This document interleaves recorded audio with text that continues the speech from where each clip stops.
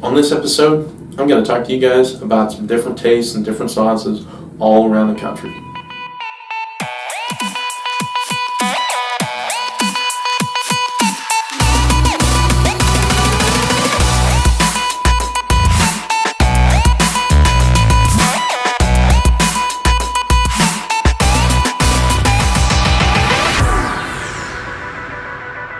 Hey, what's up guys? Steven Osborne here, Chewing the Fat, episode 6. It's a long time, episode 6. Sorry for the delay. I was trying to get this to you guys a little bit ago. But as you can see, I'm not in the same environment anymore. Currently I'm at college. It's day 2 of college. Second semester, obviously. But, needless to say, the content is not going to stop. We're still going to bring this to you guys, so hope you guys enjoy this. Today, we're going to go through some sauces, some different flavors, and what they kind of mean for you personally, if you're going to create them, or your game, or your home game, whatever you're doing, what they can kind of mean, just overall taste and cooking in general, and how it can help you guys. So hopefully it'll be good. We're going to go through some flavors, so I hope you guys enjoy, and take this home, work on it, think about it, and take it where you go too. When you're eating somewhere, pick out stuff, say, hey, that's more Eastern, or that's more Midwest, or whatever, and so forth. Alright, couple things about barbecue. There's a few staples. Obviously, you've got your trends. The main starter, the main peak of barbecue, North Carolina.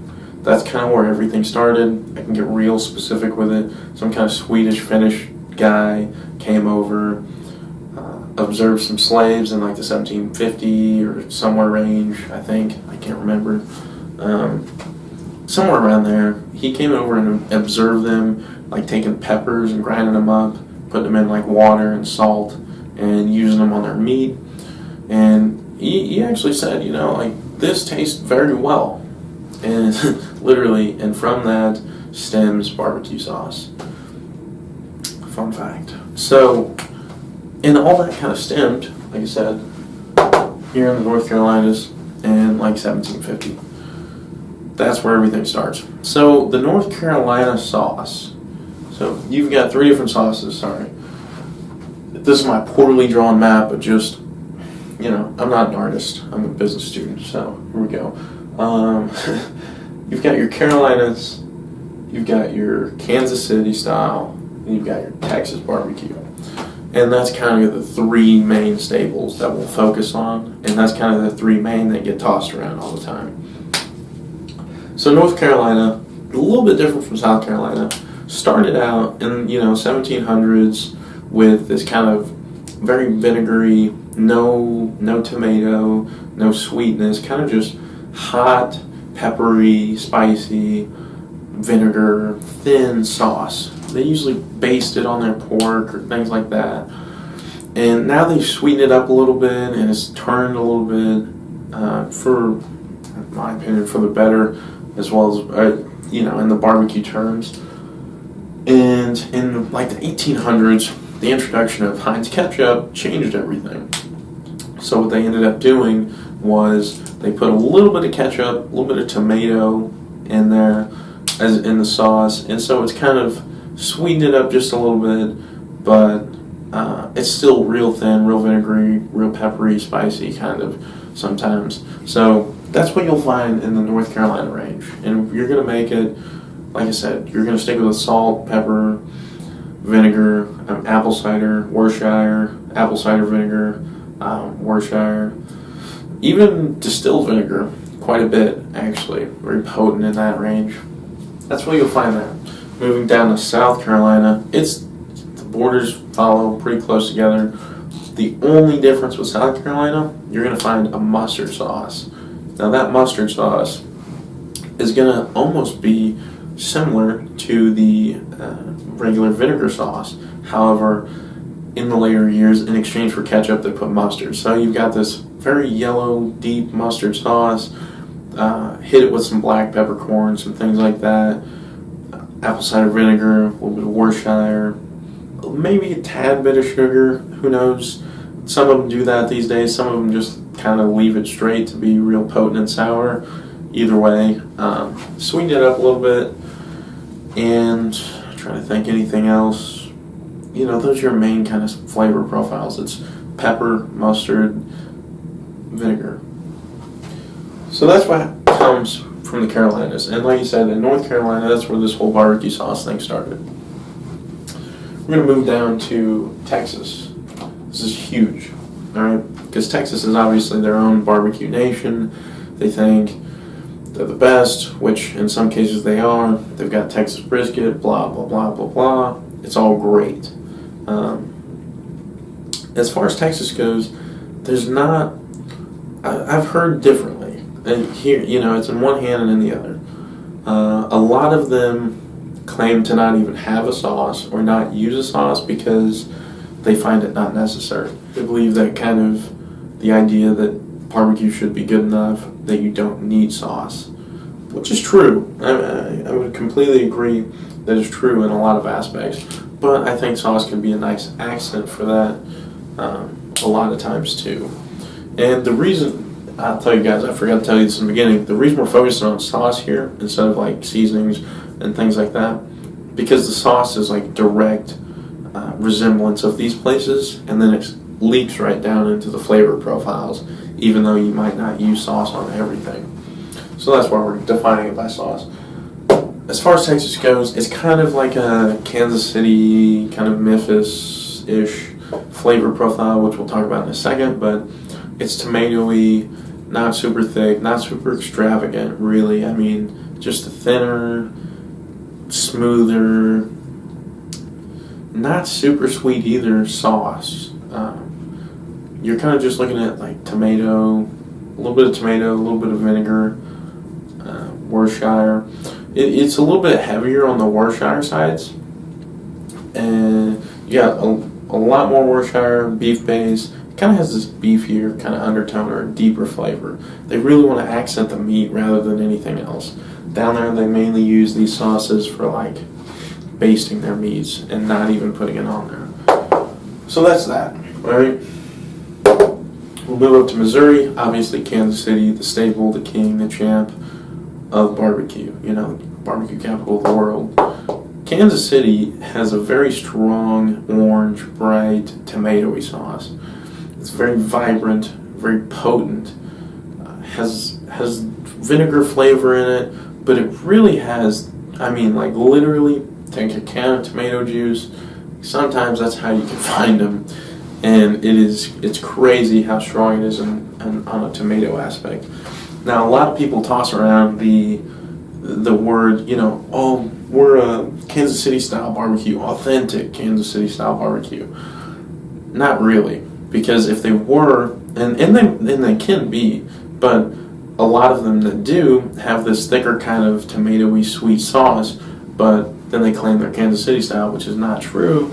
Because true Kansas City style has this vibrant orange, tomatoey kind of punch with their sauce. So it's not a whole bunch of like sweetness or thickness. It can be a little thinner, like I said, almost head over heels tomatoey. And you're looking at salt, a little bit of onion powder, and a little bit of vinegar, Worcestershire, obviously. Liquid smoke, they put that in down there to give it that little smoky flavor. Other than that, there's not a whole bunch of direct sweetness to it. I don't know. It's all by flavor. It's pretty good. It's not terrible all the time. You can find a decent one, but it is definitely like heavy on tomato. And I don't mean like ketchup tomato. It is in there obviously, but I mean like direct tomato, can, stuff like that. So what we have, kind of where we live, and furthermore in the St. Louis-ish kind of area, somewhat Memphis it leaks down into, it's just this kind of collage of barbecue. It's not direct Kansas City, it's not East Carolinas, it's not any of that. It's really just this like sweeter, thicker, decent tasting, in my opinion. But some others really don't like it. I've ran into people that really don't like thick tomato sauce. That's fine.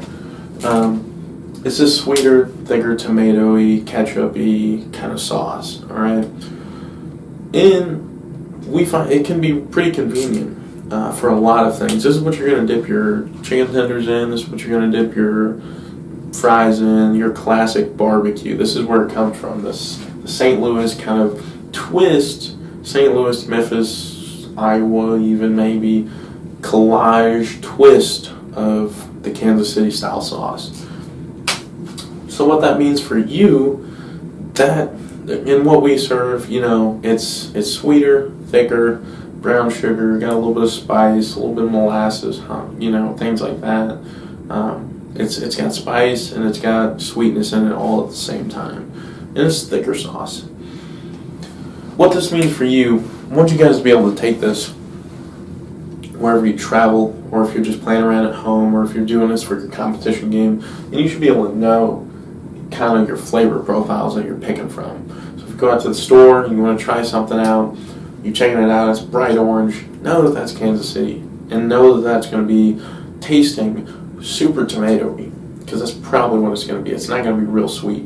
Or if it's real thin and a lighter brown, it's probably going to be Carolina somewhat based or sauce, whatever they're calling it. It's going to be spicier, not super spicy, but it's going to be spicier and thinner, very vinegary, things like that. Same thing for Texas. The list goes on and on. One thing I forgot to talk to you about, Alabama, okay? They have a little bit of different sauce added. Big Bob Gibson did this a while back. The white sauce, very good for chicken. Mayonnaise-based sauce. There's mayonnaise, vinegar, black pepper, a little bit of heat, so cayenne, some things like that. Can be very good for chicken. Or, you can use it for pork too. It's pretty good for that. Even beef, it works decent if you make it right or if you get the right sauce. It can work okay. It's all about what you want. It's all about what you want to taste and your flavor profile. So just know when you go out to the store, when you see this stuff, where it comes from. And that's going to help you out a lot, even in general cooking. Because then you'll know what should be associated with those kind of flavors, and it'll just help you out your spice game in general. If you know what spices are associated with them, you're not going to put brown sugar all over this meat and then put on some, super spicy kind of Carolina sauce that's super thin. Your flavor profiles are clashing. So take this stuff, run with it, and hopefully it's helping you guys out. If not, let me know. Let me know what I can improve on, be more specific. I'll go back into it, whatever you want me to do. So where we're at, Carolinas, you can kind of use that for kind of a pork. Mustard goes great with pork. The vinegar goes great with pork. It's some good stuff. Moving down to Texas, obviously, like I said, some of the base that they have down there for beef can work pretty well. Beef doesn't always need sauce. And in our restaurant, we have the original, it's sweeter and thicker. We have the tangy sauce. It kind of leads towards the Carolina side because it's more vinegary, but it's not, it's not all the way over there. It's kind of got 1 foot on, 1 foot off. We've got a mustard sauce as well sometimes that we'll make. Obviously, that's more Carolina-y, but it's not super sour. It's got a little bit of sweetness to it, so it brings it back down once again. In our white sauce, it kind of resembles what they've got, what it's supposed to be, but at the same time, it is also, once again, a little bit unique, so we've made it versatile to go on pork, brisket, and chicken. Try it on any of those. Try your own. See what you think. Compare to ours. See what you think, what you like, what you don't like. Pick that. That can help you out, too. As far as your other kind of uses for these, okay? Brisket doesn't always need sauce. Texans are very valid on that point. Brisket doesn't always need sauce. A lot of times I don't put sauce on brisket, so you don't have to. Pork doesn't always need sauce as well. It doesn't need a thick paste on it. It can use a thin vinegary kind of flair to lighten up the thick striations of the meat, because it's really kind of a thick meat. It can dry out on you. Chicken, it can use that white sauce pretty good sometimes. It can help out. If I'm being honest, it's pretty tasty. Except I don't like mayonnaise. But if I found a one white sauce that's like, yeah, that's pretty good. Other than that, ribs, I guess I could talk about them. They don't always have to have sauce, but you'll typically find the sweet glaze, the thick glaze on the ribs, which is, it's pretty good. So it's all up to you guys, and I hope you guys go out and try this stuff out, and when you go out to eat or you travel, you can pick out these flavors, you can notice them and understand them and why that they're there and how they've been built. So anything else, you guys let me know what you think. Leave a comment, subscribe to us on YouTube, follow us on Instagram. We're doing real well there. And like us on Facebook if you haven't yet. You should. I'm watching. Hope you guys really enjoy this. The content is not going to stop. It's going to maybe slow down here and there. I'm really going to try and pick it back up. So sorry for the delay. Hope this helps you guys. And let me know what you think. So thanks for watching. We'll see you.